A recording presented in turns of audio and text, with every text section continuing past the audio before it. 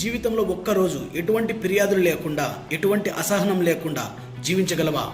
నీ జీవితాన్ని నాశనం చేస్తున్నది సమస్యలు కాదు, సమాజము కాదు, కేవలం నీకున్నటువంటి అసహనం.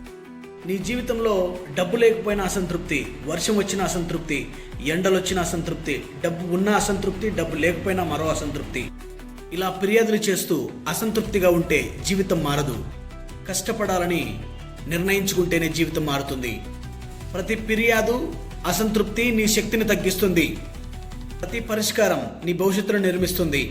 ప్రతి అసంతృప్తికి ఒక కారణం ఉంటుంది.